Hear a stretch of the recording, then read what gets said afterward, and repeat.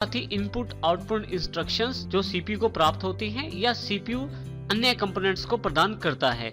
इसमें सबसे पहला पार्ट है ALU, अर्थमेटिक लॉजिक यूनिट, जो सभी तरह के लॉजिकल ऑपरेशंस को करती है। अर्थात जितने भी लॉजिकल ऑपरेशंस किए जाते हैं कंप्यूटर में वो सारे इस ALU यूनिट के द्वारा ही किए जाते हैं। दूसरी यूनिट जो सबसे इंपॉर्टेंट रहती है वो है CU के रूप में, कंट्रोल यूनिट।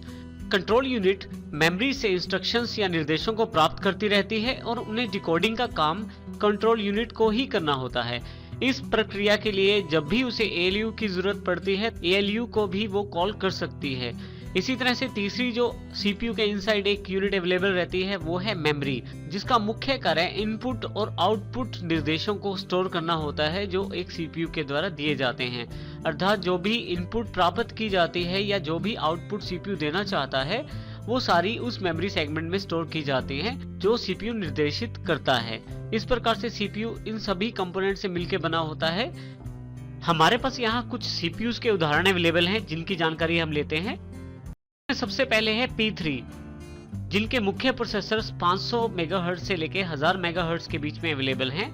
मेगाहर्ट्ज एक क्लॉक यूनिट है। मेगाहर्ट्ज हमारे प्रोसेसर की स्पीड को इंडिकेट करता है, परंतु ये जरूरी नहीं कि जितने आपके मेगाहर्ट्ज ज्यादा हो उतना ही आपका प्रोसेसर भी फास्ट हो, क्योंकि प्रोसेसर में और भी काफी सारे एलिमेंट रहते हैं जैसे कि कोर आर्किटेक्चर और साथ ही मल्टी थ्रेडिंग सिस्टम।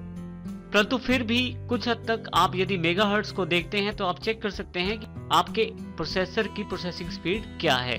इसी तरह से हमारे पास पेंटियम P4 जो है वो 1 गीगाहर्ट्ज से लेके 3 गीगाहर्ट्ज तक अवेलेबल हैं, 1 गीगाहर्ट्ज से लेके 3 गीगाहर्ट्ज तक अवेलेबल हैं। इसमें यह ध्यान रखना जरूरी है कि जब मेगाहर्ट्ज 1000 हो जाते हैं तो हम उन्हें 1 गीगाहर्ट्ज कह सकते हैं। इस तरह से 3 गीगाहर्ट्ज का मतलब 3000 मेगाहर्ट्ज है। नेक्स्ट हमारे पास जो ड्यूल कोर आर्किटेक्चर के प्रोसेसर्स हैं उनमें मुख्य प्रोसेसर्स की स्पीड 1.6 गीगाहर्ट्ज से लेकर 3 गीगाहर्ट्ज के बीच में अवेलेबल रहती है। Intel Pentium dual core architecture जो है वो डिफरेंट रहता है पेंटियम 4 से। यदि हम 1.6 ड्यूल कोर की बात करें और 1.6 P4 की बात करें तो कोर आर्किटेक्चर के कारण ड्यूल प्रोसेसर्स बहुत ज्यादा फास्ट होते हैं P4 से। इसी तरह से नेक्स्ट इंटेल सीरीज में एक और प्रोसेसर है जो बहुत ज्यादा फास्ट है, वो है कोर टू ड्यू। तो कोर टू ड्यू प्रोसेसर की जो स्पीड रहती है वो भी 1.6 गीगाहर्ट्ज से लेकर 3 गीगाहर्ट्ज है। वही बात बताना जरूरी है कि जरूरी नहीं कि आपकी गीगाहर्ट्ज स्पीड ज्यादा हो तो आपके प्रोसेसर की प्रोसेसिंग भी फास्ट हो।